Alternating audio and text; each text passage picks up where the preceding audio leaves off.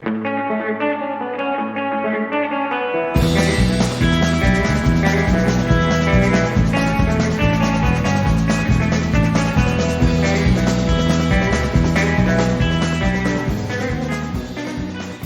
everybody. Welcome back to the Blue Ribbon Lounge podcast. Welcome back to the... Actually, we're not in the lounge today. This is the Blue Ribbon Lounge podcast, but we are not in the lounge. That is true, Dave. Yes. Today we're in North Park Mall. North Park. A couple of mall rats over here. Couple of mall rats. Just trying to survive. We're out here living the life. Hoping to see some friends, some family, make some new ones. Some people come by. Right now we're set up across from the Croc Charms Ooh, store. Croc Charms. I'm going to get probably 10 dozen of those. Yeah. I need some new charms for my Crocs. A pair of Crocs to start. They got some cool ones, but I also, too, do not have Crocs. You're Crocless. Yeah. We're here, what is it, the QuadCon, Davenport, Iowa, from my buddy, John Wells. Your buddy now, you met him. I met him. He's walking around in a very loud shirt. Set this all up. He is the guy who does... Vintage Torque Fest. Not Iron Invasion? He did Iron Invasion. That is actually a dead show now. Oh, that's the one. We don't dead name shows. Oh. We don't name dead shows? Yeah, that one. Oh, that's the right one. Yeah, that one's over. But he does Torque Fest, and he does these comic book conventions all over the place. Peoria. I think he does them in Omaha. What is that? Is Omaha the one that's right on the edge? Nebraska, yeah. Yeah. And then... That's also a Counting Crows song. Oh, Omaha? Yeah. Oh, okay. John actually is not part of the Counting Crows, though he may look like it. I don't know what those people look like. Is it because the dreadlocks? Yeah. It's the dreadlocks, actually. The bright red ginger dreadlocks that he has.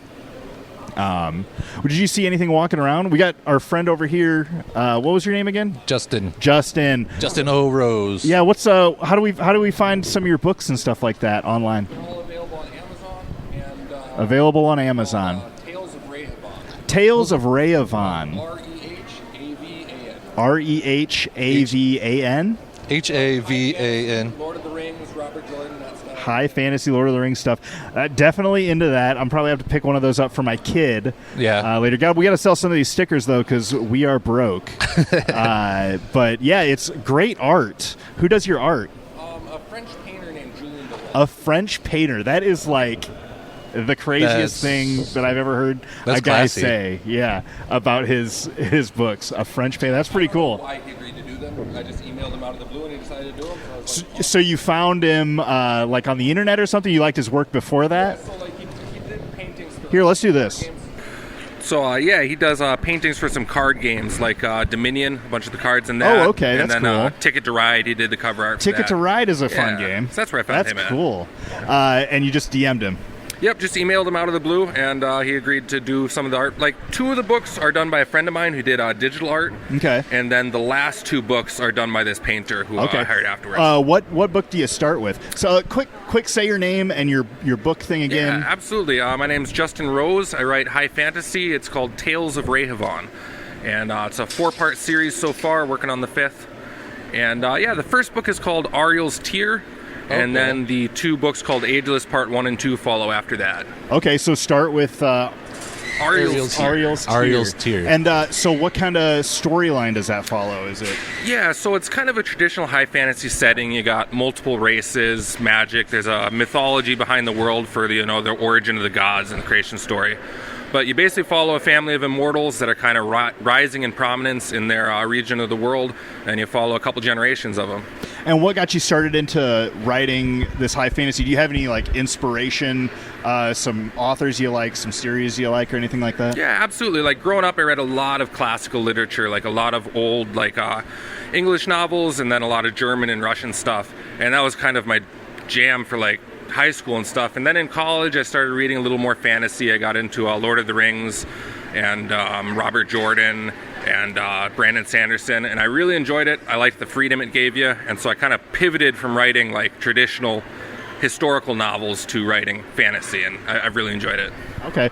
And does that historical... I'm sorry, Dave, did you have... Oh, no, you're fine. Oh, okay. You go ahead. Does that historical, history that you have...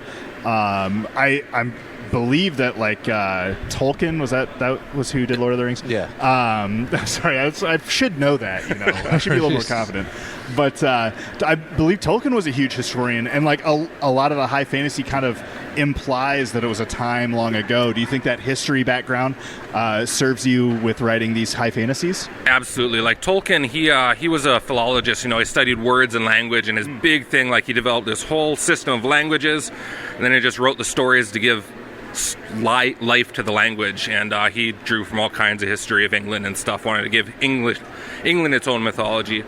I draw from a few different cultures, my Elvish races are kind of similar to nomadic horse tribes. There's a bit of the steppe peoples in there, kind of Mongolian, Persian influences. I feel like that's kind of a different direction than most people would take elves. Yeah, I wanted something a little more tribal for them, not so much the traditional high, long-lived, ancient, wise, feel that Tolkien would have. I wanted something a little different, so I went kind of a tribal direction, yeah. Yeah, and they're not like wood elves or from the forest. They're more from what'd you say, the steppe or the plains? The Persian people had a saying. It was the way they raised their boys was to ride the horse, shoot the bow, and tell the truth, and that was their core value system. And so I was like, well, that actually sounds pretty elvish, horses, bows, and whatnot. So I was like, I developed a system of basically they're all about their horsemanship, their archery, and then tribal loyalty, blood ties. Kind of replaced the truth idea as a cultural value. Yeah, and then not to kind of diminish anything you have done, but that kind of reminds me of that Game of Thrones, race. Yeah, it's cool to see that kind of pretty gritty thing come out of more high fantasy, I guess now, as opposed to everybody seems very clean, all the armor is shiny feeling, things like that. Yeah, I tried to make it very grounded. It's as far as grounding, I feel like is a good term to put to that. Yeah, as far as style goes, it's probably somewhere between the cleanliness of a Brandon Sanderson story and the grittiness of a Game of Thrones, because I don't go all the way grimdark with it like Martin tends to. But I do try and make it a lot more gray. There's a lot of interplay between good and bad, who is good and bad. One of the novels, Hammer of Gath, you follow a character on either side of a war. You have a main character on one side, a main character on the other, and there's no good guys or bad guys as far as the two sides go. You got to make that determination for yourself. So it's situational. Yeah. Yeah. That sounds pretty cool. Thanks for telling us a little bit about your stuff. Yeah, good talking. It was great meeting you. Likewise. Glad to be your neighbor. And hopefully you do go to the show, man. You guys too. Yeah, enjoy the show. Yeah. Thanks. Well, there you go. Just one of the friendly faces that we met here at the QuadCon. Maybe we'll get more. Who knows? Maybe that'll be the last thing we ever do here. Maybe. Who knows? Well, and you know what, Dave? Feeling very zombie apocalypse lately. But we're safe here. We're safe here, yes. And there's all these weapons around. Yeah, we got this. There was one vendor. We didn't see him all the way set up, but they had 4 carts of medieval weaponry set up in their booth, so if reeling 2 more in. Zombie apocalypse does happen, I just have to run faster than you and make it to that store. Grab it. Unless there's some sort of, I think a great idea is maybe some sort of Funko Pop gun cannon. A cannon? And then shoot these Funko Pops at the zombies. Everybody's got Funko Pops.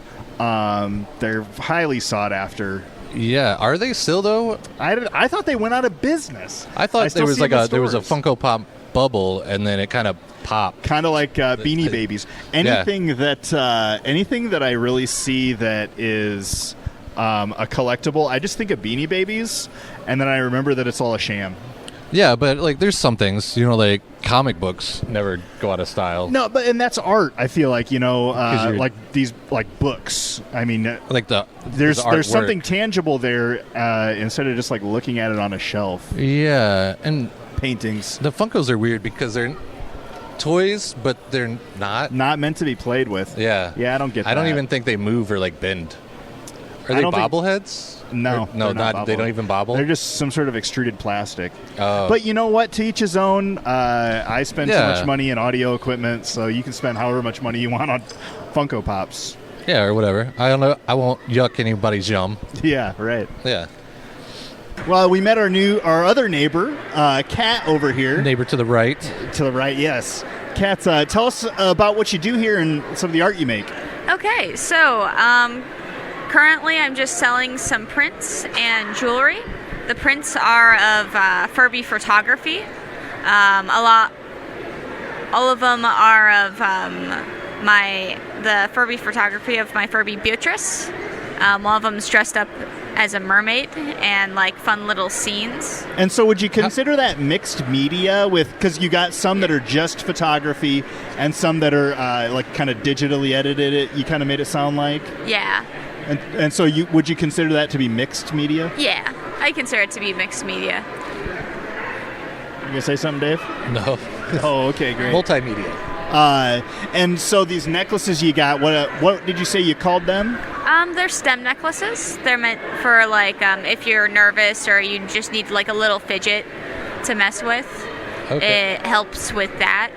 Is that like stimulation? Is that what stimulation, the stem comes from? Like very texture stimulation. Oh, okay. Yeah. Okay. And you know what? They are very good looking too, very attractive. Like when I think of a stimulated, for lack of a better term, toy or item, Right. I think of something you like put in your pocket. Yeah. Yeah. Hello, podcast. How are you guys? Hey, podcast. We're good. We're the Blue Ribbon Lounge podcast. Here's a dog too. Oh my goodness. Oh, that's cool. The Pabst Blue Ribbon. Can I pet you? Yeah. Oh my goodness. Such a sneaky. We don't have an extra. Oh, it's the Blue Ribbon Lounge podcast. Here, take a couple of these. Yeah. Here you go. Oh, excellent. Oh, that's awesome. You're welcome. No problem. Enjoy the show. The expo.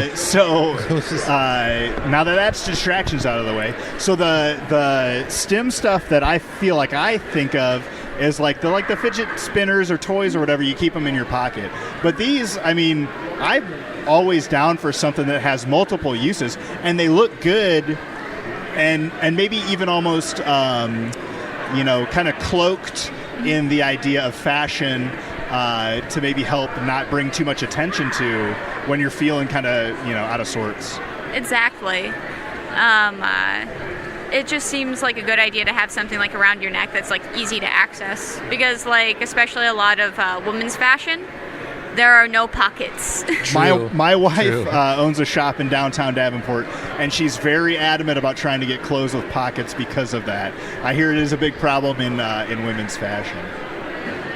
As well as like I feel like these fidget spinners and things like that, I feel like the schools may see them as more of a toy and more of a distraction when maybe really what you're trying to get is the distraction. Mm-hmm. But this seems a little bit more socially acceptable. Mm-hmm. I want to say maybe a little bit more socially acceptable, but also with the fidget spinner, you have to worry about like where it's going, put it in your bag or something like that, and logistics behind that. But with this, it's just like, oh, it's around my neck. I can touch it. I can feel it. You can't lose it. I don't have to think about it. Yeah. Oh, and how can people check out maybe the stuff you make or do? People can check out the stuff I make I'm on Tumblr. Trying to think now. With Haunted Donut Shop N64 as well as Instagram, Haunted Donut Shop N64, and I do sell a lot of my prints like on one word? Redbubble. Is that one word? Haunted Donut Shop N64? Yeah, Haunted Donut Shop. Yeah, okay. All right. Well, thanks for telling us all about your stuff and making your great art.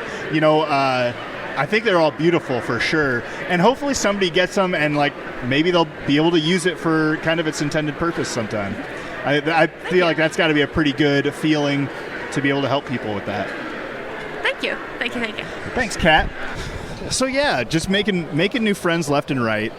There was a dog here a minute ago. That guy was great. There's a dog. Oh, yeah.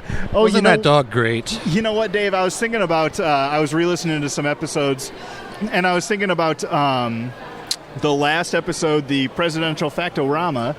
And Ronald Reagan getting attacked by that monkey on, what was it, Bedtime for Bongo? Bonzo? Yeah. And so I kind of looked at it. I was listening to the Animal Attacks episode. Yeah, the one, a lot of wolf attacks. Yeah. Yeah. I just kind of looked into it a little bit. He was attacked by Peggy the chimpanzee, who was his co-star. And during the shooting of the film, Peggy became fixated on Ronald Reagan's tie. And so as Peggy was getting closer and kind of pulling on it more and more, it was tightening and cutting off of his airway. Circulation, yeah. He did eventually get away, and a coworker helped cut off his tie. And it wasn't quite clear if it was that or that experience or the presidential running that he ended up not doing the second movie in the series called Bonzo Goes to College. If you've ever seen that one, it's a real I haven't hit. seen that one, but yeah, I don't think he was in the second one.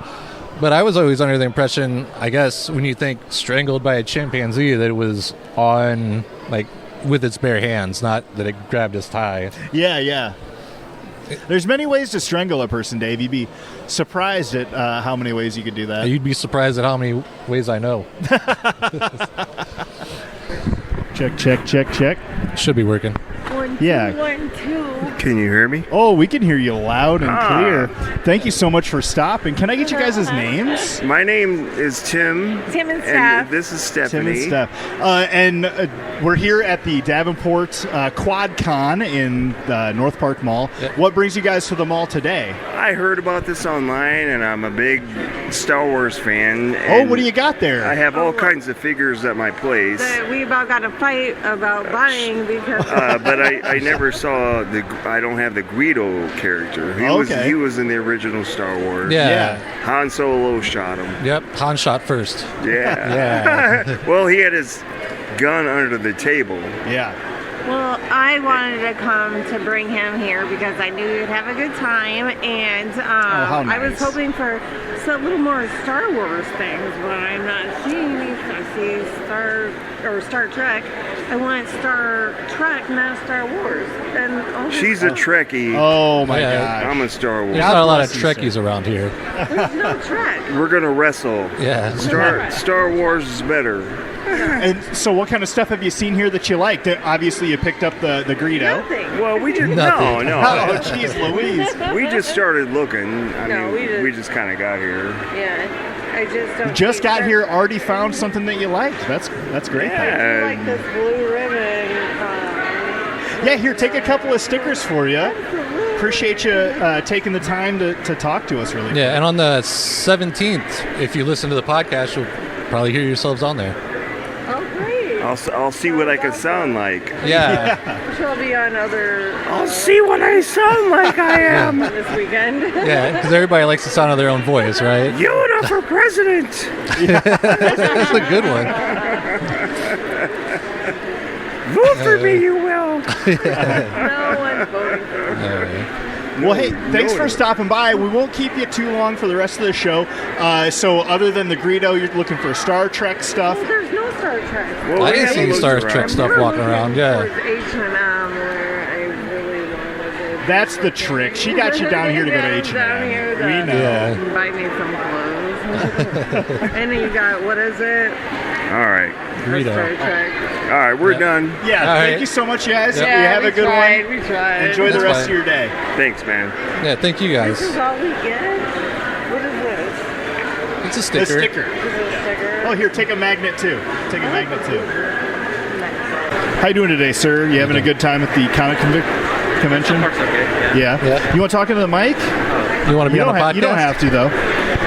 Okay. Did you come down to the mall for just the show or something else? I'll talk into the mic a little bit. Huh? Okay. I'll talk into the mic a little bit. Oh, okay. All right, yeah. that's cool.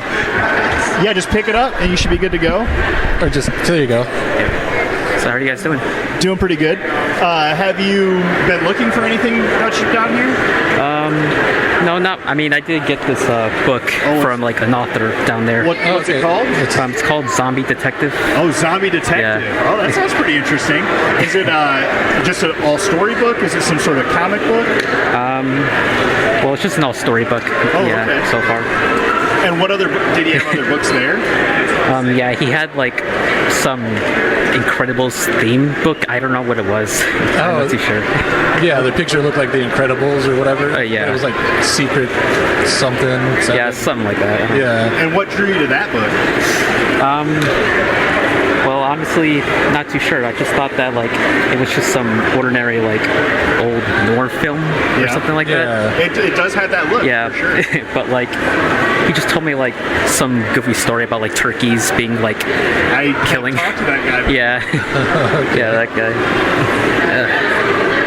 Well, I hope you enjoy that book, man. Oh, yeah. And are you looking for anything else, or are you here with people, or just you? No, sadly, I'm by myself. Oh, that's all right. I drug Davey over here along, so I would be alone. Otherwise, he'd be by himself. Yeah. But that's okay. It leaves you so you can just keep moving. Oh, yeah. Yeah, and you can go at your own pace. You don't have to wait for everybody else. Mm-hmm. Yeah. So is this some sort of like podcast you guys are doing? Yeah, it's the Blue Ribbon Lounge podcast. Oh. This is a sticker. Also has the name on there. This episode will come out the 17th. Yeah, it'll be just about them all. We usually do stuff like more like cryptid things and UFOs. Have you ever seen a UFO? No. Have you ever seen a ghost, or? No, but Do you believe in ghosts? yeah, I would if I were to see them. Dave's a non-believer. Well, seeing's believing. I haven't seen it. Oh, here we go. You can't see the air, Dave, but we know it's there. It's understandable that people don't believe them. So I can see that. Yeah. So was there anything that brought you to the comic book convention? Do you like comics or toys or vintage stuff like that? Honestly, it's just I'm all about the video games. Oh, really? There are a lot of video games I've seen here, all from Atari all the way to Switch games. Oh yeah. Although I guess the Switch has been out for a little while. Yeah. I was hoping to get some sort of video game for my brother, but I haven't found anything yet. Does he have a sweet system, like an old school system? Or? No, he just has like a Switch. Okay. Yeah. That's good. Me and Dave have been playing the new Zelda game.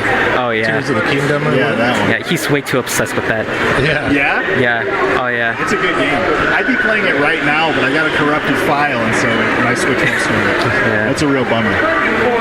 I've actually been trying to get some stickers now that I think about it, so. Yeah. Oh, cool. There's one for you. Yeah. All right, well, I might be going soon, so I'm going to go. Okay, yeah. Hey, don't let us hold you up. Don't let us hold you up. Thanks for stopping and chatting, though. We appreciate it. Yeah, absolutely, yeah. Have a good day. Testing, 1, 2, 3. Yeah, that looks good. What brings you down here to the QuadCon today? Well, my brother and I once are big fans of comics and all the fun stuff. I mean, I'm a big fan of anime, Transformers. I actually grew up because I was born in the 80s. Okay. So this kind of brings back some of my childhood. Yeah, for sure. Sailor Moon, is that one of your favorites? Yes. That's a good one. I remember getting out of high school and going home and watching that one on Toonami. When I was in elementary school, I would go home and try to watch the show. Yeah. What other animes did you like to watch? I like Bleach, Naruto, Full Metal Alchemist. I actually met the guy who did the voice of Ed Alwick. Oh, okay. That's cool. I have his autograph. That's cool. And Johnny Oz, aka Ichigo, Lelouch, so pretty much. And have you found anything down here at the con? Yes, I have a hologram of a Sailor Moon, one of Grimlock, and a Optimus Prime hologram bookmark. Oh, excellent. Very cool. Some Sailor Moon stickers.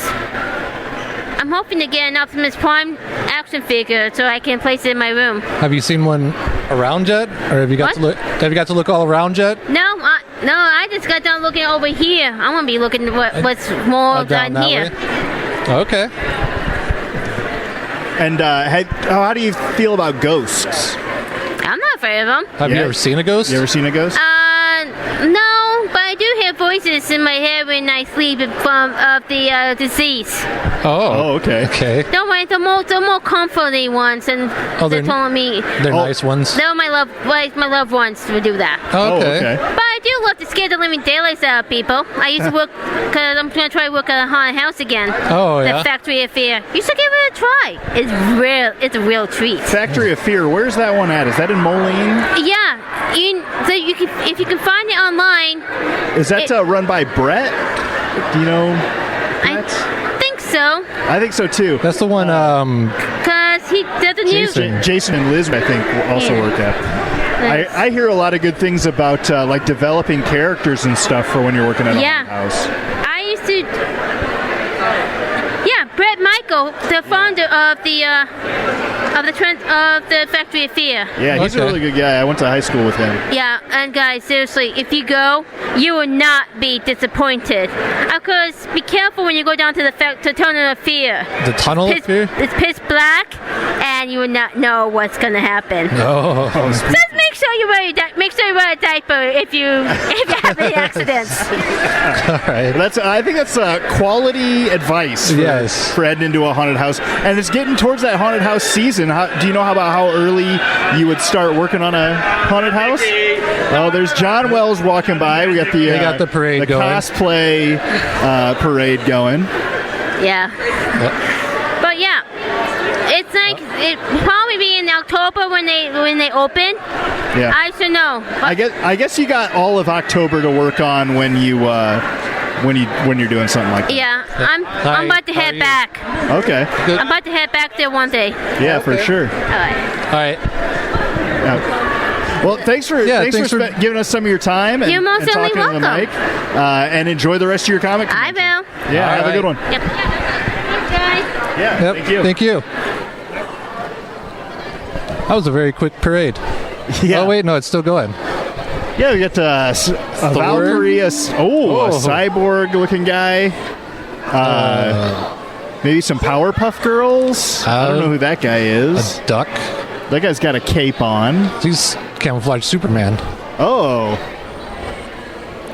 That was very fast. Did you see anybody else? I didn't catch a lot of them. Not really. John Wells dressed up as somebody who knows how to run a convention. Yeah. He's like coming by and yelling. Yeah, in his bullhorn. Yeah. And it might come back around. I don't know. Do you want to stay on for that or? It's up to you. Oh, it's coming back around right now. Oh, here we go. We got John Wells leading the pack. We have the lady with a bird on her head. Lady with the bird on her head. I wanted to mention that earlier. I forgot. And we got a Ghostbuster Silent Bob. Excellent. Oh, here's some more people. We got a Stormtrooper, a Jedi. I think that guy is not necessarily dressed up. Yeah. Woo! We got a Hopper, I believe, in there somewhere from Stranger Things. A Poison Ivy from Batman. Yeah. It's two people that just... Who was that? Like a flapper girl and a gangster guy. Who was that? What was that game that I was talking about earlier? Catan? No, the video game with the skull face kid and maybe some sort of dog. Undertale. Yes, I heard a bunch of good things about that. Yeah. Oh, I don't know if this girl's got some sort of trap or if it's like a hammer. I don't know. Was it supposed to be a hammer? I don't know. It looks like she's telling these people what her hammer is all about. Yeah. Can you check that mic? Check. 1, 2, 3. Lean it up. You can even take it out if you'd like. It feels more comfortable. Whatever you like. Sounds like I'm doing karaoke. Yeah. You ever do karaoke before? Sadly, yes. Sadly? What's your go-to song? I don't know. Call Me Maybe by Carly Rae Jepsen. Oh, yeah? Yes. Hey, that sounds like a good song. It's an amazing song. And the thing about songs like that is like everybody else knows it too. Yeah. It's like a big sing-along. Yeah, it's just fun. It's a good time. Yeah, you really want to pick songs that other people know too. Yeah. Make it a group effort. Because karaoke isn't just the one person, it's the collective. Right. Yeah. Yeah, so, you're singing as a team, really. Yeah. So tell us about maybe your trip into here and finding out what's going on at the mall today. Yes, I had to come in here because my grandmother fell, and I had to drive up here within a day, so I pulled a all-nighter going geez. up here. So, you know. Well, we're sorry to hear about your grandmother. Hope she's okay. I'm just going to take care of her for like the next week or two. Yeah, that's very admirable. She's lucky to have you. Oh, I'm lucky to have her. So where'd you say you're from then? I'm from H-Town, Texas. Houston? Have you seen a chupacabra down there at all? Nah. No? Bigfoot? Bigfoot's up in Canada, sir. Oh, all right. Well, Pacific Northwest. He might vacation south. You never know. Yeah, maybe. Yeah. God rest his soul if he went to Texas with all that fur. Yeah, right. Yeah, right. With all that open sky, do you ever see any like UFOs or anything? Oh, I'm glad I went here because it's like hitting 110 up there, down there. Oh, that's yeesh. rough. You know, I'm not going to deal with that. You know. No, it must be nice up here then. It's amazing up here. You know, this is like no summer I've ever had. Yeah. What about the moisture? Do you feel like it's a little? It is not humid. I'm from a swamp, so you know. Okay. I love how I can actually breathe, you know? That's Breathing's always fun. Yeah. So you come up here and you are taking care of your grandmother. You show up at the mall in a town. Well, you've probably been here, but yeah, I've been here. But so you show up to in a town that you're not terribly familiar with. Come to the mall, and there's a comic book convention going on. What do you think of that? I just learned there was a comic book convention. I just thought people were in outfits because I was walking from Von Mar. Yeah. And I just see somebody dressed as Marie Antoinette, and I'm like, that's a cool little costume. You know, what's going on here? And then I walk into here, and I'm like, oh, that's what's going on here. You know? Are you into any sort of comic books or anything like that? Or I, alas, am not. I am more of a sports guy, but I just love that for the people who love this, you know? Yeah, I that's love really that what it is. You know, you got your sports events that you go to, and you know, there's probably plenty of people from this kind of culture that stumble into that. And, now you're stumbling into this world. That's kind of fun. Yeah, you know, it's fun, you know? It's always a good time to be at comic book things, even though I never really get into it. You know, I'm not really into this type of stuff. Yeah. It's always fun. People watching, you know. People watching is a big one. And just having fun, just having a good time. Because everywhere you go, you always have to have a good time. Yeah, and I That's think a good philosophy to have. Yeah, and I think with coming into a place like this, with the people here dressing like they do and selling and buying the things that they like, you get that good vibe of people having fun, and it kind of rubs off pretty easily, huh? I mean, it's always good to see people being themselves, you know? Yeah, for sure. You be you. Yeah, exactly. All right. Okay. Well, thanks for your time, man. Is there anything else you want to say to the people out in the world? Yeah. When's the next event? In Peoria, July 22nd and 3rd. I will probably see you in Peoria, July 22nd to 23rd, I guess. Yeah. Maybe. I don't know where that is, but hopefully see you there. Yeah, and here's a sticker for you. Oh, I love stickers. Oh my god. And so this is the Blue Ribbon Lounge podcast. This episode's going to come out on the 17th. 17th. And what day is it? Today? Or yeah, today. Today is the 8th. Really? Yeah. I'm sorry. I've been all in the days. Hey, that's okay. Summer You pulled the all-nighter and been taking care of your grandma. That's okay. Yeah. No big deal.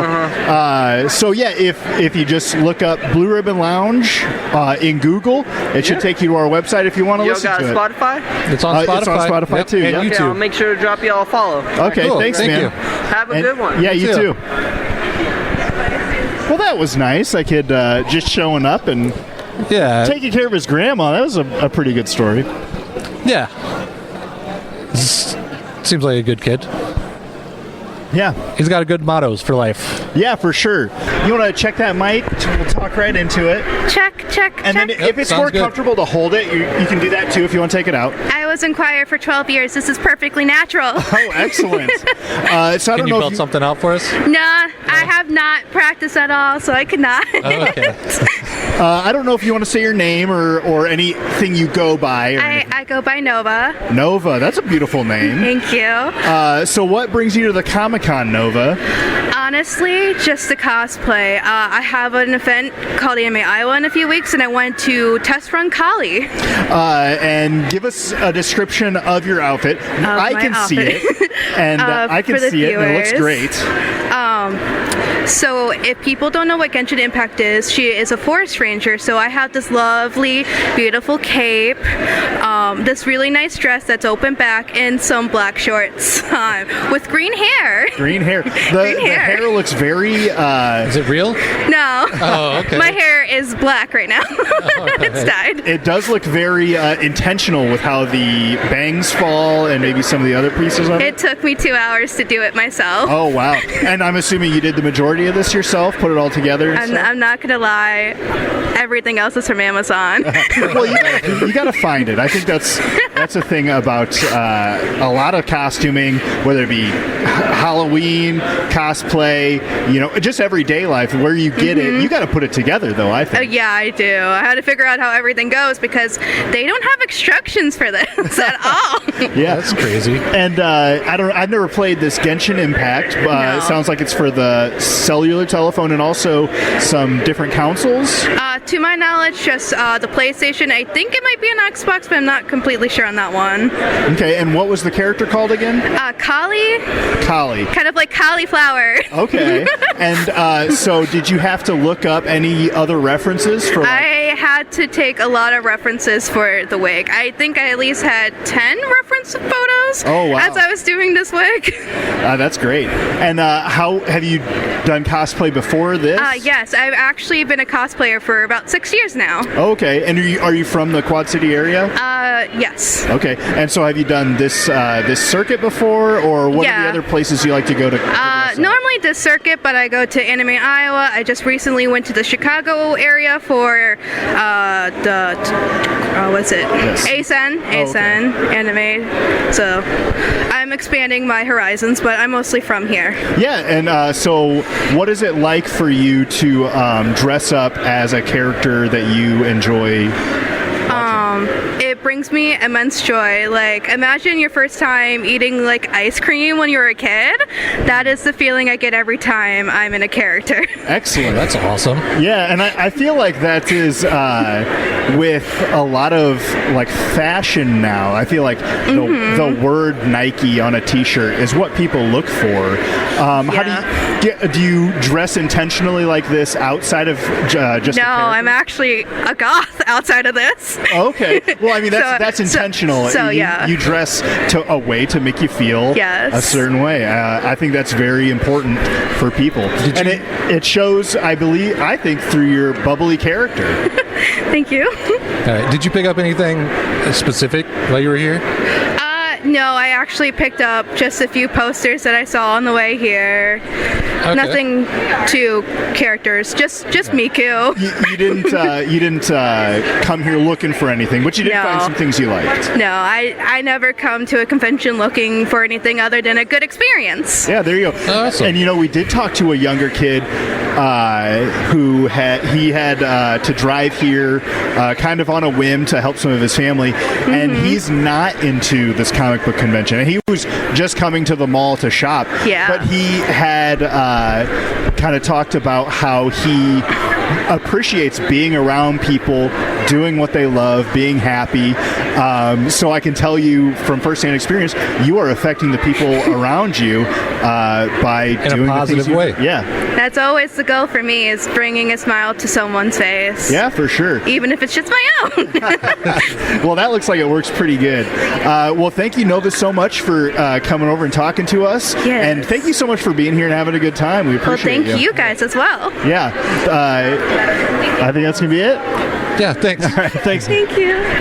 So are you guys on like Spotify or? Yeah. We're on Spotify and YouTube. And then I think the easiest way to do it is just Google BlueRibbonLounge.com. Well, I would love to hear not just this episode, but your others as well. Yeah, thank you. I appreciate that. I love hearing about the supernatural. That's what we want to call it, cryptics. Yeah, we do that kind of stuff. stuff. We also do like kind of the knowledge and stories that maybe you don't know to look for yourself. Exactly. We did an episode on a tsunami that happened in 2012. We did an episode on animal attacks. That was pretty interesting. So yeah, all sorts of stuff. I will have to look it up. Now I have a new podcast to listen to at work. I'm John Wells. I'm the event coordinator for All Things Cool. Check. Is this possible to go higher or no? No. No. So I'm a reverse Lemmy. Yeah. Instead of this, I'm going to be like this. Lemmy Kilminster from Motorhead. Yeah. No. So You jump onto the cliff. So Lemmy Kilminster from Motorhead. The microphone is about right here, and so he sings like this. The Ace of Spades. Anyway, so that's their big hit. So, anyway, he's gonna go shrinky dink on me. Oh, now he's putting it on the table just Magic for tricks. me. Thanks, man. Now I'm leaning forward. I'm stepping on your sign on the banner. Well, John, you can have it one way. You can have your friends. You can have it cheap, you can have it quick, or you can have it right. I don't know. I'll take cheap. Cheap and easy. Cheap and easy. That's going to be the name of me and John's podcast. And then we tell people like, look, we're doing the best we can. Yeah, well, hey, you know? We're out here doing it. And we say, how much did you pay to get in here?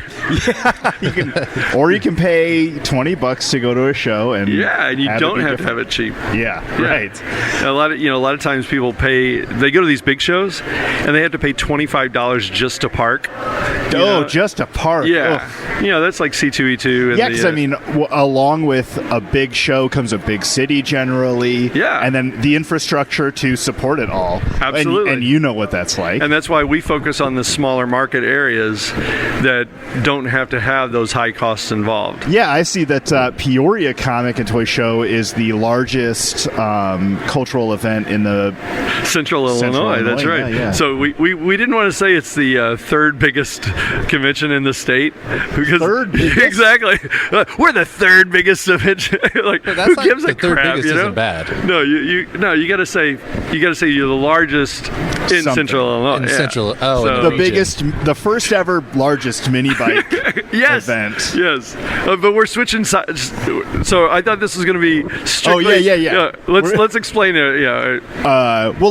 So we're here at the Davenport Comic Convention. I probably don't need to introduce us. Day two. We're day two. Day two. There you go. Yeah, at the biggest quad con in North Park Mall. And this gentleman that can't wait for his introduction is Johnny Dubb, John Wells, Lord of car shows, Lord of comics. See, people aren't going to know what you mean by car shows.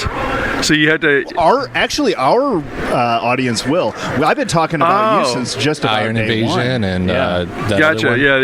The other one. I love that. He says the littler one too. That's the only one he always talks about. Okay, so I used to run Retro Rewind, which was the big winter party in Dubuque, Iowa. That was a blast too. It was a fun time, and I'm not sure if you remember, I have a picture with Matt Nicky and myself. Matt Nicky is in his underwear in the lobby, sitting on a couch. And cut this. It sounds familiar. Yeah, and there's two other guys. And I think I showed you the picture. You're like, yeah, I have no idea who those other two guys are. I have no recollection of the picture, let alone the other gentleman. Okay, so yeah, it was a very because I arrived at the hotel lobby about 2:00 in the morning, and you and two other guys are in your underwear in the lobby, just having a good time. My brain was like, Matt, you don't need to be witness to this. Where you're going to be doing some stuff that you don't need to remember. Well, it was a memory for me because I was just trying to get to the elevator, and here's Matt Nicky in his underwear, and I'm like, wow, hey Matt, what's going on? You're like, these are two guys I just met, and I'm like, and you're in your underwear. That's and so showing what little I have. So there's a picture with you and I are arm in arm, and then these other two guys are just I have no idea who they are. Just in the background. Yeah, no, it's four of us on a two-person couch. Oh, okay. So it's very uncomfortable. But it's okay. Let's get back to That's what they call a love seat. Let's get back to Retro Rewind, which was your smallest car show, right? By design, because it was indoors. Yeah. And then you had done Iron Invasion, which I was lucky enough to be a part of. The past couple of years. Yeah. And that one has the Retro Rewind and Iron Invasion has since been dissolved. That's the sound of death. Such graphic detail. But I think the people enjoyed them while they were available, just like many things. Yes. Movies aren't on Netflix forever. And this is what I try to tell people: like, support the events that you enjoy. Yes. Because you never know when it's going to be the last time you go to them. Yeah. So those out there that like Vintage Torque Fest every first weekend in May. Every year could be its last. Absolutely. John's ready to can it at any moment. I feel like all shows, they have their lifespan.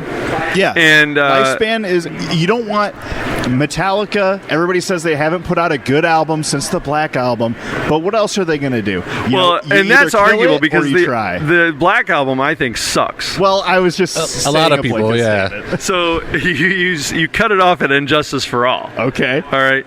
But I did listen to that Death Magnetic, and there were like 3 good songs on there. Yeah. I don't have them in my heavy rotation or anything like that, but when it would come on, I'd be like, oh, this is that new Metallica. I haven't even listened to the new one, 72, whatever. Me neither. No. Yeah. But I'm a fan of just them as personalities because I've been lucky enough to be able to meet Kirk, and I've been able to meet James and in car events and events like this. Kirk is a huge nerd. Really? Oh yeah. So I used to live in California, and so I would be at this. It was a show called the PMA Antique and Collectible Show, and so Kirk would always come down on Sunday afternoon late.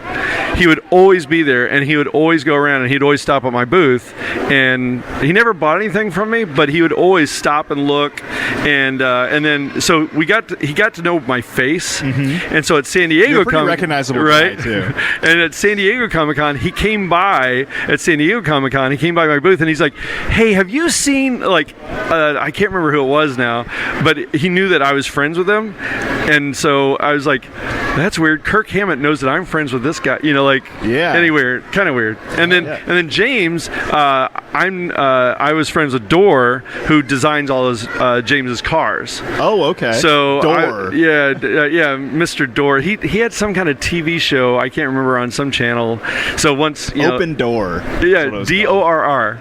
Oh, okay. He does a lot of custom stuff as far as like high-end customs. Obviously high end for And so Dorr was showing Hetfield's 52 I can't remember, Buick, and that was at the Cow Palace in San Francisco. So I was talking to Dorr, and James just comes up, and we just all start talking, and then I was at the... And you were probably super fucking cool. You're like, oh, hey. Seriously. Yeah. You hold it together well. And then as soon as they leave... I'm like, holy shit, I just talked to James Hetfield! Oh my gosh! And he's also a member of the Beatniks Car Club. Okay. And so the Beatniks always have a gathering at the Paso Robles car show. And so James was just hanging out at the Paso show. And I go up and I'm like, because I know some of those guys. And I'm like, holy shit, here's James Hetfield just sitting here in a foldable chair under this tree, like hanging out. And I'm like, this is surreal. Like, you it's just see somebody out of context, You're like, he's it's like, guy. have you ever seen that James Hetfield picture of him outside the Armani or whatever in Beverly Hills? And he's got like the handbag. Yeah, totally. So it's like, whoa, that's weird, Yeah. So just like doing that. And the other great story that I have is with Billy Gibbons talking about like trying to control your shit. So I was at Yokohama at the Hot Rod show in Yokohama, and so me and my... that's Hawaii? Japan. Yeah. Oh, Japan, okay. Yeah, Moon Eyes. It's like the biggest car show in Japan. Oh, okay. And so me and this other guy are looking at this. it was not a very well done car, but every single panel had been massaged and changed, and we're just like, we're really into it. Like we're literally like, I'm on my knee and we're looking at this back quarter panel, and my buddy is like, and look at the way they took this fender and like all this stuff, right? We're really into it. And then we hear a voice behind us, and he's like, yeah, and look at the way they took this back window, and they had to come up with this whole new back window, blah, blah, blah. And we're like, yeah, and then did you see the way? And then we turn around, and it's Billy Gibbons. So it's like me, Billy Gibbons, and my buddy, and we're both just like, we both look at each other and we just continue to have the conversation about all this stuff. And so we're like, we're walking with Billy Gibbons, looking at the show with Billy Gibbons, and he's totally chill, he's totally cool. And then I, like a dumbass, I bring up ZZ Top. And his mood changed like that. Because I'm a huge fan of the album Fandango. Oh, yeah. And so that's one side is completely live. And so it's impossible to try to find video from that era, like 1976 or 78, whatever.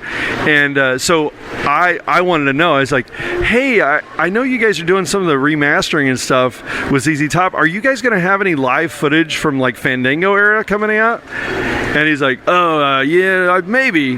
Gone. He was gone. Damn. Yeah, I fucked up. So yeah. So you want to engage people. But also people. you gotta take those shots, Right, and I was curious. Like, and you'd never would have had the opportunity to know that without asking him. Yeah, and he probably doesn't even know. He probably doesn't even care. Yeah. He's like, I don't care about 1977, dude. I just show up and play the show. Right. But everybody I've talked to that's ever had any interaction with that guy says he's totally cool. Totally cool. So anyway, let's talk about something else. Yeah. So really quick, just to end on TorqueFest. Actually, we got a couple of listeners. Tyler from Black Magic TV. I love Tyler. Was just talking about you, and then the Leadfoot Lunatics listen. Okay. All right. Well. Nice. Thank you. So I wanted to shout them out really quick. But let's just really quick talk about Helping Hannah's Heart. Just to shout that out. Okay. Because I want to hear the Reader's Digest version. Yeah. Where I don't cry. Yeah, please. We're not on an auction stage right now. But dude, it's when you're dealing with your kids, it's something that obviously it should be very close to your heart. And so our daughter was born with some major heart problems, and so Cheaters Car Club and Los Punk Rods, which Tyler was like kind of a member back then. He'll probably be mad at me for, what are you talking about? I was a member of Los Punk Rods, man. I'm like, I don't know, Tyler. It's all, I can't keep track of stuff. Anyway, sorry, Tyler. They told me, like, hey, if you put on a car show, we'll support it, and it'll be a fundraiser for your kid. And so I was like, I don't even have the money to rent out a truck, because I had a really good idea based on Jalopy Showdown, which was in Pennsylvania. Most fun I'd ever had at a car show, ever, like to this day probably, just because it was so new. Everybody got their cars out on the track, and it's like, I was raised with McDonald's parking lots and like, that kind of lame-o stuff. Not your grandpa's. Yeah, exactly. And so go out to the Jalopy Showdown for a few years, and I was like, dude, I talked to Scary Larry, the guy that runs that, and I said, Larry, I really want to bring this event to the Midwest. He's like, do it. What are you waiting for? I'm like, and so I start he gives me information, and it's going to cost like, at the time, I think it was like $4,000 just for the insurance to have cars go out on a dirt track. And I'm like, I don't have that kind of money, let alone the rental of the track, because you got to rent all these things, and people have no idea how much it costs to put on stupid shows. Yeah. So I say, I don't have the money. Los Punk Rods say, if you had the money, would you do it? And I said, well, yeah. That's all. The question was asked by Punk Rod Todd. 5 o'clock on a Sunday, we're getting ready to pack up. He comes by, rolls by on his bicycle, and he's like, hey, if you had the money to put on a show, would you do that? And I'm like, well, yeah. And that's it. And he rides off. And I'm like, that was weird. Monday, he calls me. He's like, "Hey, I'm going to tear up on." Nobody can see. So they're going to hear my stupid voice cracking because Punk Rod Todd is dead now. So, he was a good friend. Yeah. Sorry. Which comes No, with, you're fine. Which comes with being such a caring guy.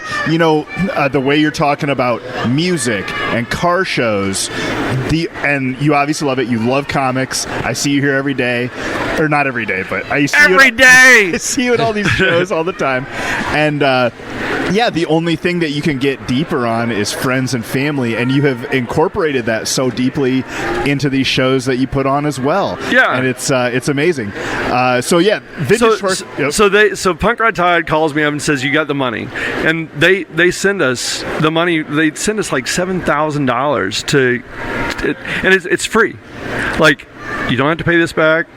It's just put on a cool show. Maybe let us in for free. Well, yeah, I probably did, of course, And so after that, we were, because we had about $70,000 in, bills, and hey, there's your kid. Yeah, he's got some friends coming to the mall today. Nice. So creating memories at the mall, yep. just like we did when we were 13. How old is he now? He's 14. 14. Okay. Yeah, I was a mall rat at 14. Being a little mall rat. So they wanted us to pay it forward.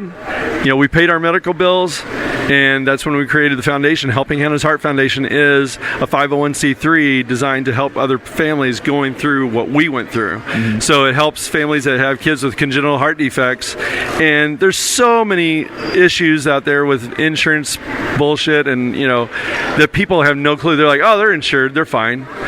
Dude, there's so much money that goes out the door. Yeah, I have insurance, and it's pretty good. And it's like I go to the doctor, and I still got to pay $150. Yeah, and it's like, exactly. I don't Imagine have staying that. in a critical care unit for pediatric kids for 38 days. And you're like, oh, that's $7,000 a day. And I've heard you and your beautiful wife Kim talk about driving up there. You got to get a hotel. You got to eat things. Yeah. There's so much more cost that people don't know about because they're not going through it. Right. And once you've gone through something like that, all of a sudden you have your eyes are open a little wider, and all of a sudden you're like, oh crap, like I know what they're going through. And so that is what fuels the show, and that's why our show does have a big heart, and I think people feel that. Yeah. And I think it's one of the things that keep people coming back. Yeah. And just for everybody to know out there, I mean, you're not getting rich off these shows. If I were, I wouldn't think about killing them. Like, yeah. I mean, no offense, they're a pain in the ass. I mean, there's a lot of stuff that you got to goes be into in charge of, thousands of people. Like, that is a mess. And so the shows pay for themselves, and the auction, I believe, is so all the gate proceeds, you have to pay sheriffs are $45 an hour. You have to have 4 of them on site the entire time of the show. Like sheriff bill is like almost $10,000. Like all these things add up so quickly. And if you've never done it, you just don't know. Right. And so all the gate proceeds go to helping all these families, but we have to pay for the show first. Mm-hmm. So people are like, well, they had 5,000 people here. It was $20 a shot. Well, that's $100,000. Blah blah blah. Yeah, but did you not see the fact that it cost $72,000 just to put on the show? Yeah. You want Dale Watson to show up? He doesn't show up for free, dude. No, we have had not one even for you. We've had one band, one ever that didn't ask for payment. Really? One. We've had like 100. Who it is? I'm not. Okay, that's no. Yeah. Well, I mean, because I don't understand. I don't think they're expecting a pat on the back. Yeah. But yeah. I'll ask you off air. Yeah. So, but it's one of those things where everybody has to get paid for an event to be successful. Mm-hmm. Everybody got to get paid, and it's not because they're like greedy. Mm-hmm. It's like everybody's time is worth something. Yeah. All those swap meet guys that you had to deal with, they're there because they're going to make money. Yeah. You know, now some are crankier than others, as you just. So for those that don't know, Matt got to be in charge of all the swap meet vendors. It was a good experience. I had a good time. I channeled my inner John Wells and kicked a guy out. It really helped me out with some of the other things I was going through at that time. No, I always tell people, if you want to put something on, you have to be ready to tell people no. Mm-hmm. And that is a hard thing for a lot of people. A lot of guys, they'll be like 6'8", and they're like, but they're not ready for that, to be able to be like, oh, okay, I guess you can park there. Oh, okay, I guess you can sell that here. Oh, okay, I get, no, you got to be a dick. You got to be like, no, you can't do that. That's not what this show is all about. Just like at this show, I have so many sunglasses vendors. I have so many 3D printers. I have all these different people that want to be a part of their show. I'm like, no, you can't be a part of the show. Are we your first podcast? No. Damn it. Sorry. That's okay. No, we in St. Louis, we've got these guys, I think it's Four Fathers podcast. They just talk about geek stuff. Oh, that's cool. And they always set up in St. Charles, Missouri. Okay. But it takes a toll over time, because I don't want to be an asshole. Yeah, but you want your show to have intention. Yeah, and I have a strict vision of what these shows should be. And everybody else has also a vision of what they think the show should be. But if they want that, they need to go start their own show. Yeah. Because this is my baby. Yeah. And on that point, let's get to the QuadCon itself. Your real money maker. Dude,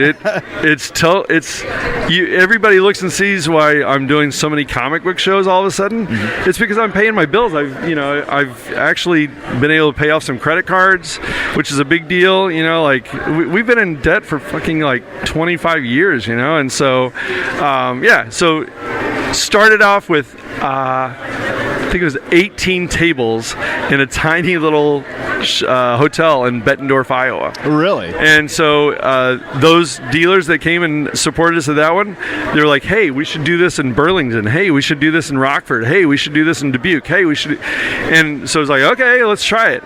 And then here we are today with 105 vendors and Peoria coming up. We're going to have 180 spots. We got Boba Fett is going to be there. Whoa. Are you going to come down? Are you going to ask him like, hey, how's it feel to watch your dad get his head cut off? I expect you to be on the mic. Very first question. Matt Nicky gets up to the mic.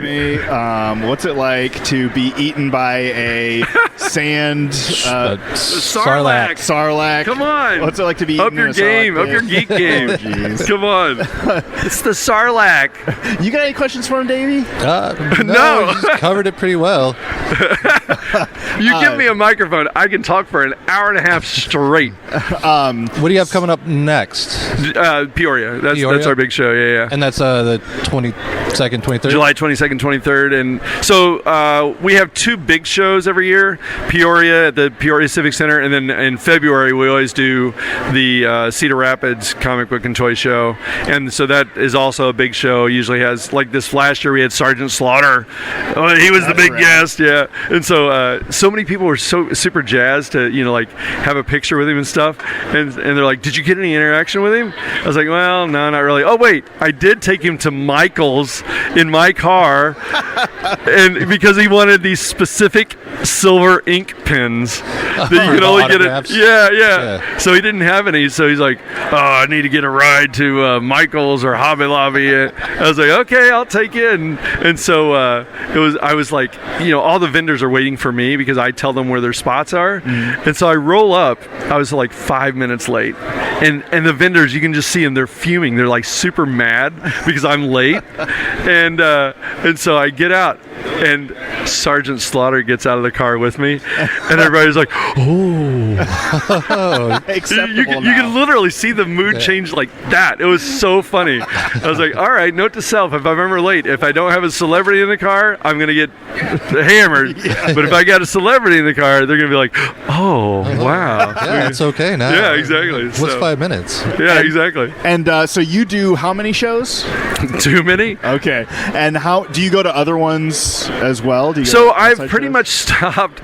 So we do so many shows from St. Cloud, Minnesota to St. Louis to, Peoria, Burlington, Des Moines, like Omaha. I mean, you look at the schedule. I think last year we did 32 shows, and then we're adding more in 2024. So it's like it's a big giant juggernaut now going through the Midwest, and these vendors and artists, they're on board because they're making money. That's what it comes down to. If they weren't making money, then they wouldn't show up. Yeah, have you seen a resurgence in comics and toys like that lately, or has it generally been ramping up for a while? So the pandemic changed everything, not just with everybody's social interaction and stuff like that.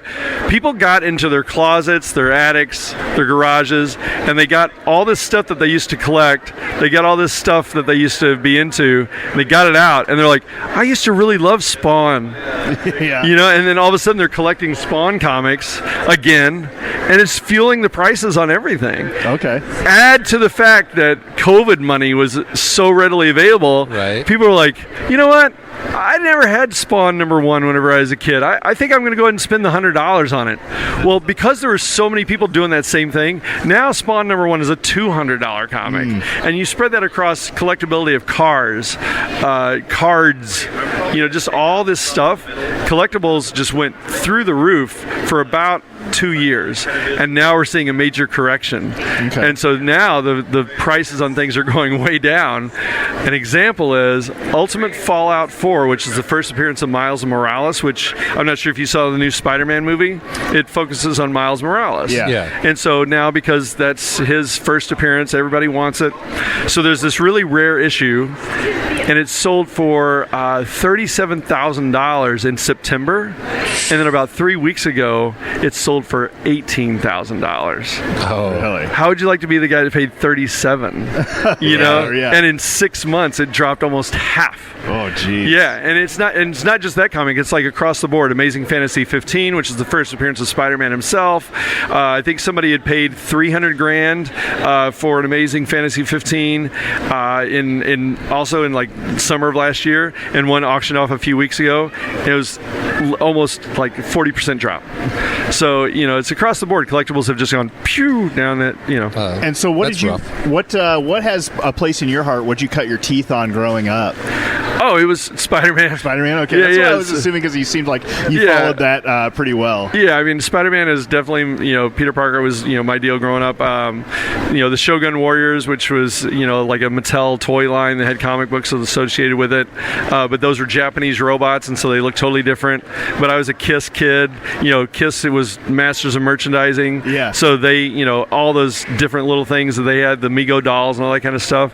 Star Wars was obviously my big, because I was 7 years old when Star Wars came out, so of course it was my life for up until I discovered girls, and, Dungeons and Dragons. I was a big D&D nerd, so yeah, I mean, it was typical nerd stuff, but yeah, it was definitely one of those things where Spider-Man was probably my biggest deal. And you have a couple of great kids, and has this? How has the traveling, the shows, the nerd influence, also in general? How has all of that influenced your children in the next generation? Okay, so I've got two kids. One has totally embraced it, and one has totally rejected it. Yeah. So that's kids, right? Yeah. And so, my daughter that's home right now, she could give a crap less. And her two best friends were here yesterday. They didn't even know that we were going to be here. They just happened to show up. They're like, "Oh, right, we forgot that you guys were the ones that do this." They were just at the mall because of this event. They wanted to come out and look around. And we're like, yeah, Hannah's at home. They're like, why is she at home? Why isn't she here? And we're like, she doesn't like this. Yeah, because Dad likes it. Yeah, exactly. Yeah. I mean, so it's one of those things where kids, there's certain things that in my parents, that I rejected. Mm-hmm. It's the way kids are, right? Yeah. You reject certain things, then you incorporate other things into your life. I was raised in the Church of Elvis, and so I still love Elvis. Yeah. So. Yeah, I was definitely raised to love music, but I don't necessarily love all the music that my parents loved. Yeah, exactly. But there's certain things that you do. You're like, oh, dude, every time I hear Marshall Tucker Band, I go right back to my dad always playing Searching for a Rainbow. That was his go-to, Yeah. And so, that's what you incorporate certain things.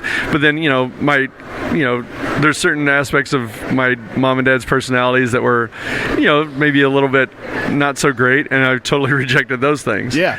So you try to take the good and leave the bad. And what's the rest of Different Strokes theme song? Take the good. Anyway. I'm showing my age. Yes. Showing your age? Showing my age. So anyway, but thank you for being a part of the show. Of course. Thank you for allowing us. And thank you for being such a great guy, John. Dude, I love you. I love you too, John. Yeah. So my heart feels warm when I'm around you. So it's that mental picture of him in his underwear. Oh, well, there's that. There is that. Yeah, John, you seem to talk about that quite often. It might be on my phone permanently. Private line, private alone time, pulling up that picture of Matt, Nikki, and me. I love being a part of anything you do. I'm always happy to be around. And you've always, I wish you understood like how many people really love you and respect you also, because you're a cool person. That's a lie, John. My brain tells me otherwise. See, and that's your stinking thinking. Yeah. You need to stop that stinking thinking. That's for the other podcast. Well, I think that one of the things my mom did do is ingrain me with a huge amount of self-confidence. Yeah. And so you don't say. Yeah, and so it's like, I'm great. Anybody who doesn't think so, they're stupid. There you go. And so I wish everybody had a little bit of that. Yeah. Because it can take you a lot of places. I've had a very blessed life because I've been so confident and been able to like, oh, this guy doesn't like me. Oh well, that's his loss. Whatever. Right. Yeah. Because a lot of time people get caught up on like, oh, I wonder why they don't like me. Fuck them. Who cares? Like, are they going to be around at your deathbed whenever you're dying? Yeah. No. Right. So there's certain people that you do want to have in your good graces, your kids, your family, but fuck everybody else, man. I mean, like, if they like you, they like you. If not, they're lost. Wise words spoken. Because I love you, and everybody knows you're great. So thanks, John. All right. Love you, man. Love you, John. I'm gonna go work. All right. Bye. Bye. 1, 2. Yeah, that sounds good. So we're still here at the comic book convention, Davenport, Iowa, in the North Park Mall. Would you like to say your name? You can stay anonymous. It's up to you. It's Brendan. And so what brings you to the mall today? Are you here for the show, or I like to come to see what's going on. Okay, so did you come specifically for the show? Yes. Were you looking for anything in particular when you got here? No. Yeah. What kind of? So do you come to events like this often? You just like to maybe be around people and look at stuff? I like to be around some people. I just want to, to get to know them. Just be part of a thing. Yeah. To get to know them. Have you seen anything cool specifically here today? No. I was playing the super the games over here. Okay, the video contest. Oh, now that Dave's back getting his sandwich, he's been slacking off, making me do all the work. That's okay though. How did you do over there? What game? I got in Mario Kart. Oh, nice. 7th place. 7th place. That's good. That's not last. Were you playing against other people or just my roommate? Your roommate, yeah, and he beat you? No, I got it past. He was in 12th. I beat him. He was in 12th and he beat you? No, I beat him at Mortal Kombat. Yeah, I beat him at Mortal Kombat. Oh, okay. That's funny. And is that on the 64 or Super PlayStation? Nintendo? Oh, PlayStation. Well, Mortal Kombat. What about the Mario Kart? Yeah, that's on the GameCube. The game. Oh, system. okay. Oh, okay. All right. I liked Mario Kart for GameCube. Was that the one where you could be two different people? Yeah, I like that one. Right? Yeah. And I like fixing cars just me. Okay. My dad taught me how to repair engines, tires. You do it? Yeah. That's what he got me started doing. Yeah, for sure. That's a pretty important skill to have, I feel like. Yeah. I had to change out a starter not too long ago. And that wasn't too bad. It was just when you get a rusty bolt, it really... They're hard to get loose. You have to use the DW40, whatever, the spray on there. Yeah. It will help it break it loose some. You have to do it back and forth between each time before it finally releases. Yeah. I think I had to go buy a PB blaster. Ever heard of that? That's kind of like the WD-40. It does exactly about the same as DW40 do. Yeah. So on our podcast, we do a lot of stuff like general knowledge stuff, but also we talk about like aliens and Sasquatch. You ever had an experience like that?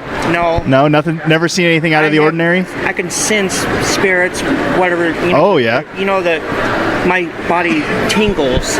It lets me know that there's a spirit real close to me. Yeah. When I'm not near the building, I can still feel it from that building. Like even if you're like driving by or something? I can feel their energy. I just drive by and they just come right to me. Is there any like, have you felt any really like hot spots in the Quad Cities? No, not really. I don't do that because I just go in some places where it's haunted. I just do myself. Okay. Without. All right, finding like the really spooky places. So what would you say it sounds like or feels like when a spirit is near? They can talk to me in my ear. People can't hear it. Okay. I'm the only one can. Yeah, we had sense a lady here yesterday that also kind of had that going on sometimes. I can hear what they're saying. They want to move on. Yeah. They don't know how to pass that stage. Okay. Do you ever like help them, or you just no? You just hear them talk about it. I just let them know how whoever it is, their parents have passed on. Yeah. They could talk to me. I can sense to hear it. Okay. And I tell them what happened. Okay. Some of them suicide or something. Yeah. Kill themselves. Yeah. So like a clairvoyant or like a medium. Like the people you can talk to spirits. Yeah, by my phone has and can app. Can they hear you as well? Yes. Oh, okay. They can hear me saying things to them, and they can understand. I put my phone down on the table for them to come near it. Okay. The type of word, it automatically does it. Oh, wow, that's cool. Have you helped many people with this? No, this is the first time I'm doing it myself. Okay. Okay. Yeah, because I know they have like Spirit Box. Is it like an app? Like a Spirit it's like Box a radio app? It's a radio app. It scans through radio stations without getting radio signal. They can go through that get. Yeah, and you can like either record it and play it back, and you can hear them talking in there. Yeah. I forget what that's called, but yeah, it's like a Spirit Box or something like that. They use it. It's like a radio. Like scanner, signal, yeah. It's Spirit Box with the radio channels that gives it's all you static, kind of. Static. They go through. I gotcha. I record it and I replay it back. Yeah, that's cool. In slow speed, I can understand them after. Cool. And do you have any plans on trying to use this more, maybe to help people come to terms with loss? Or? Yes. Yeah. I'm going to try to see what I can do to help them. Yeah. That would be great. That would be cool. So I can feel I can sense spirits real close to me right now. I can feel it. Yeah. In this room? this area right here. Oh, really? Oh, well, I figured I could feel it. it's because it's the mall. It's probably they're just used to gathering here, so probably That's probably what it is. They don't know how to go past. Yeah. Yeah. So They then go into the light. Mm-hmm. They'd be in a better place. Yeah. Who knows what stops them, in that place that they're at now? Who knows what stops them from moving on? That'd be a pretty wild experience. It just takes time for them to pass on that stage. Yeah, to maybe come to grips that they need to move on. Move on. There's this light coming towards them, and I can feel Is that something that they have told you? That they feel the light? They see when they turn around, they see a light. I don't know how to get across that light. No. To get into it. Right. Huh. Yeah, something I have to look into, I guess. And the more you work with it, I'm sure the more you'll learn about it. Be able to help them more. Yeah, hopefully you can help some people and with their grief, and also with the grief that the person passed on has had. That'd be great. Yeah, I might do some stuff like that to help them to figure out what they can do. Yeah. Cool. Well, thanks for talking to us today. What'd you say your name was? Brennan. Thanks for talking to us. Yeah, it's nice to meet you. Yeah, here, take this sticker. And this show will come out on the 17th. So, and we're on YouTube, we're on Spotify. If you just type that into Google, you'll probably find our website. It's on there too. Yeah, it'll pull up all the places you can listen to us at. I will do that. Yeah, cool. Well, thanks for stopping and talking to us. It was nice talking to you. What a good time we had here, folks. Oh, yes. Just wrapping up.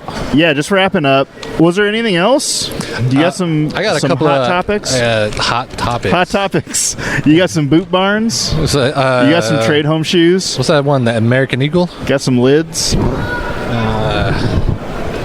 You just going down the whole thing? You got a Wetzel pretzel? Yeah, I'm just naming things that I see. You got a Dick's Temp store. What's your temporary store? I think it's the temperature of your. Oh, they only sell underpants with thermometers in them. All right. So also, what's the final count? We were doing a count on how many people with Crocs were digging in the Croc Charms buckets. And I had 43. Oh, see, I was thinking right around 45. I mean, that's pretty close. That's enough error, I think.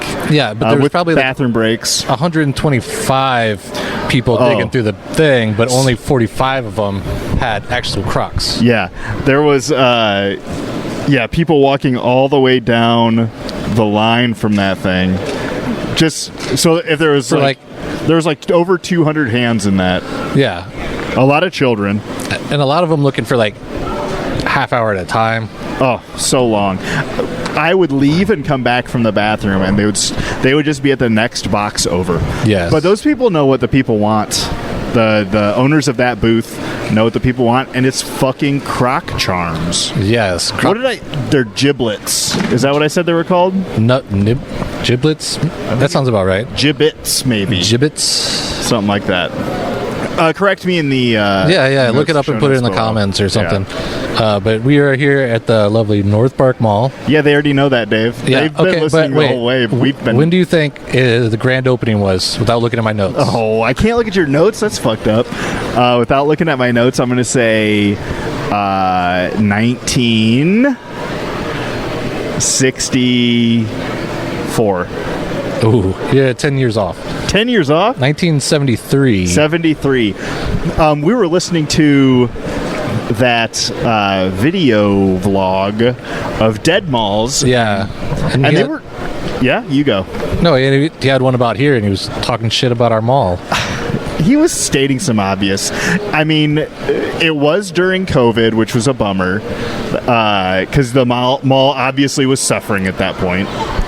But it's not like there were just fucking people nuts to butts here the whole time. Well, no, but they came in flows too. Oh, like while we were here this weekend? Yeah. Yeah, I mean, it was a steady flow, I feel. It does obviously drop off before closing time.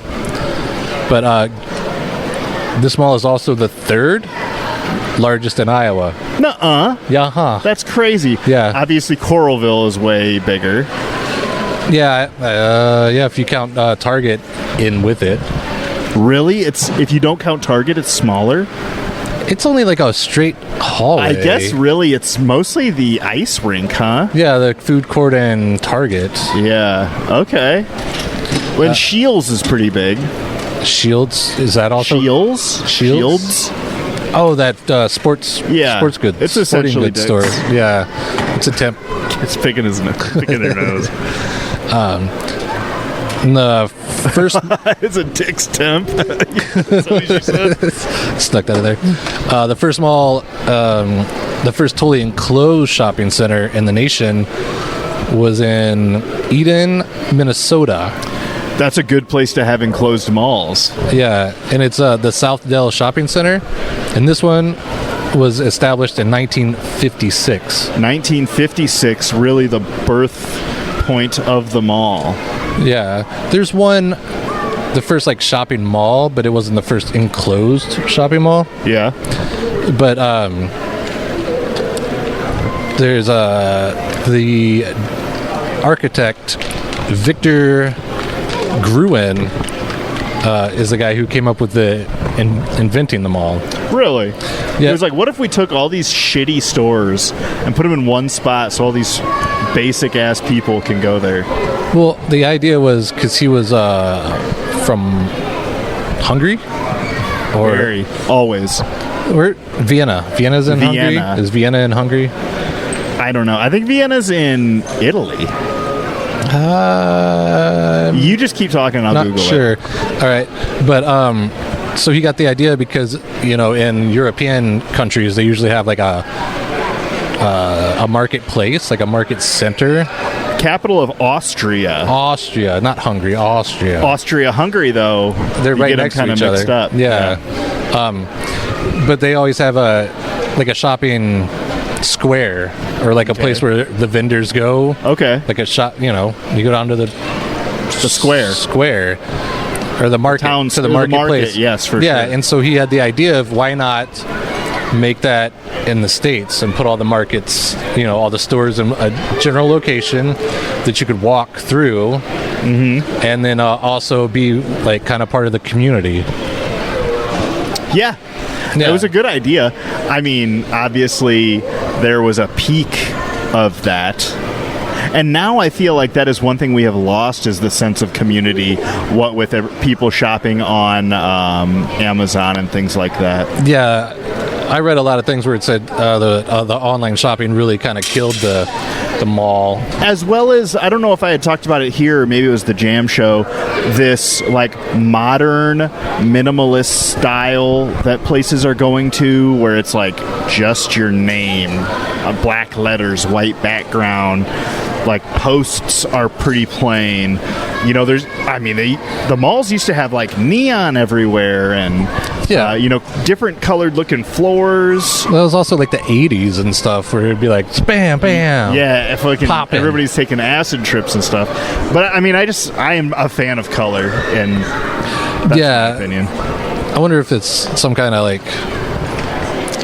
modern chic where it is just like metal and black and straight edges. Yeah, and think of even like Victorian stuff and like old rebar stuff, and it's like curly fences and like the wrought iron kind of stuff. Wrought iron, yeah, that's it. Yeah. Not rebar, wrought iron.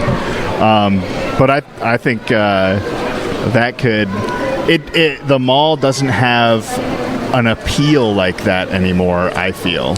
Or like the character, yeah. Yeah. And also urban sprawl, I think, also affects when they start putting like just strip malls everywhere. Yeah, you're really diluting the mall's potential. Yeah. And prices, like only huge chains can really work in a mall, because you have to pay like $700 for a month for like overhead. Yeah.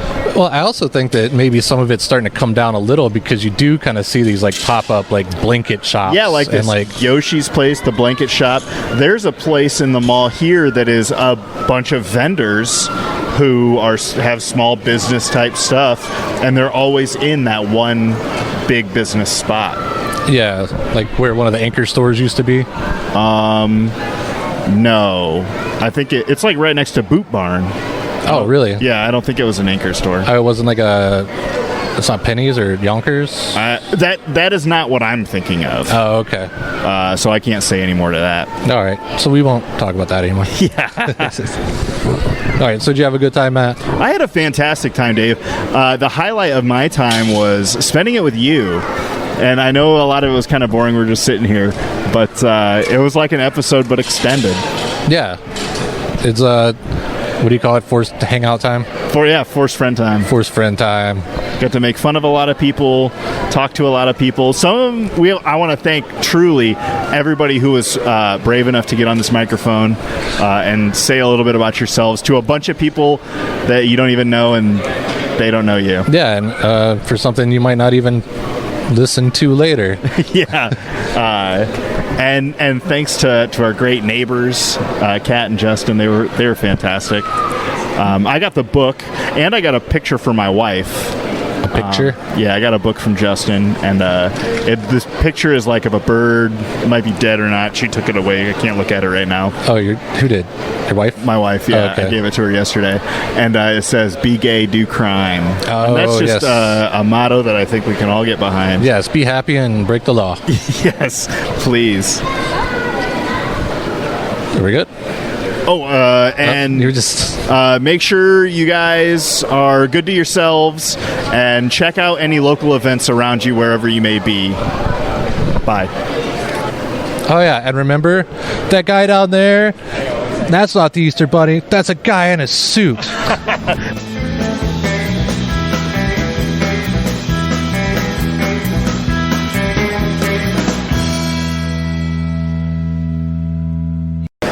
So Tyler's gonna be mad because Let's see what he says. He's gonna totally be like, he's gonna text you right away. No, he's gonna be like, dude, I was a punk rock for 2.5 years. Like, were you recording that? No, absolutely not, John. Liar. All right, that was pretty good. Let's sign off. So I'm gonna go to Wetzel's Pretzel. You're gonna go to Wetzel's Pretzel? Yeah, you hold down the fort. All right. Food court.